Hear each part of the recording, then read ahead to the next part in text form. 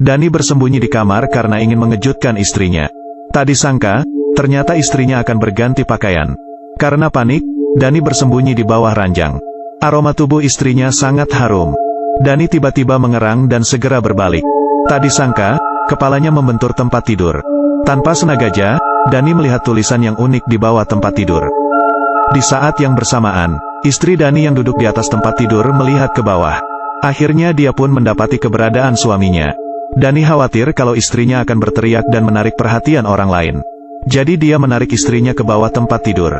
Lalu Dani menunjukkan tulisan di bawah tempat tidur kepada istrinya. Namun Dani tidak bisa fokus karena wangi tubuh istrinya. Tanpa sadar, Dani mendekatkan wajahnya ke istrinya. Posisi tersebut agak canggung bagi mereka. Kemudian Dani mengetuk-ngetuk lantai secara perlahan.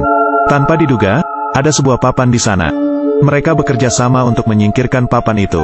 Ternyata ada sebuah ruang rahasia di bawah tanah. Dani dan istrinya turun dengan hati-hati. Sebuah mesin uap yang sangat besar dan kerangka di atas tempat tidur menarik perhatian mereka.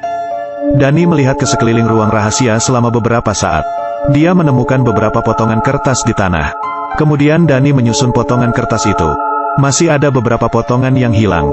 Namun tulisannya sudah bisa terbaca.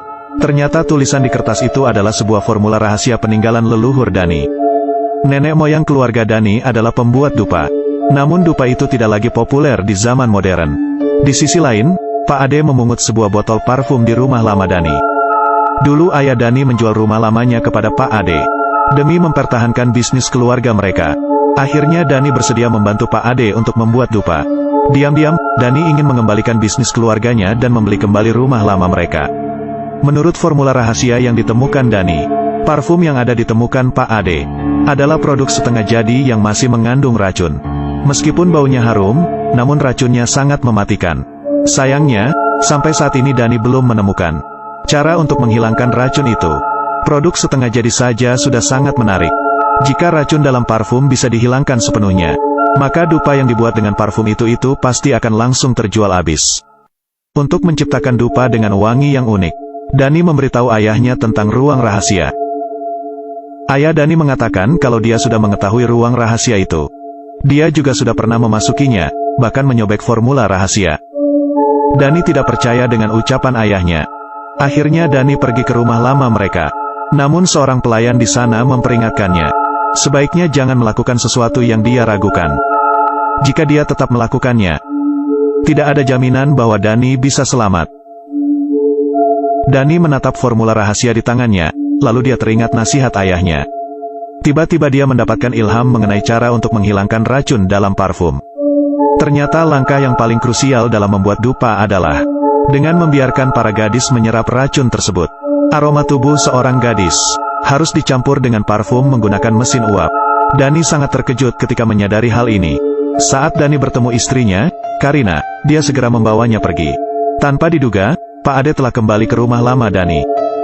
Pak Ade mengancam Dani untuk menyerahkan Karina.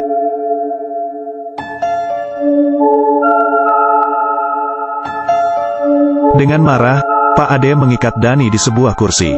Ketika Pak Ade mulai memukuli Dani, seorang pelayan menghentikannya. Pelayan itu dulunya diperintahkan untuk mengawasi Dani dan istrinya.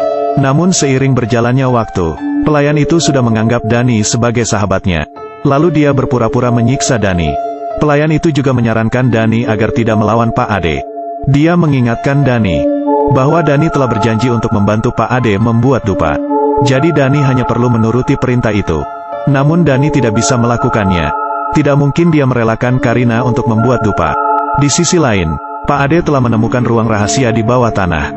Lalu dia memerintahkan seseorang untuk membawa Dani dan Karina.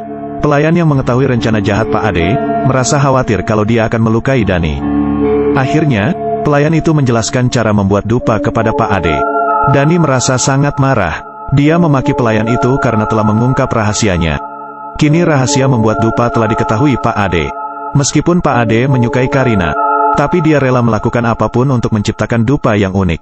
Lalu Pak Ade memerintahkan anak buahnya untuk menyalakan mesin uap di ruang rahasia.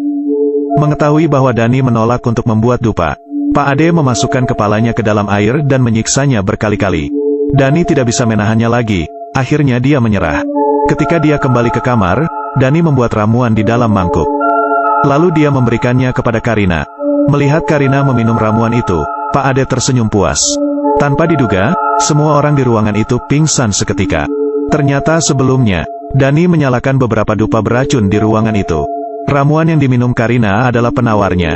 Namun Dani tidak mengetahui bahwa rempah-rempah yang digunakan untuk membuat ramuan itu sudah kadaluarsa. Efek ramuan itu tidak lagi sekuat dulu. Pak Ade menodongkan pistol ke arah kepala Dani. Namun peluru mengenai Karina. Dengan cepat, pelayan berusaha menghentikan Pak Ade. Namun pelayan itu berakhir tewas tertembak peluru Pak Ade.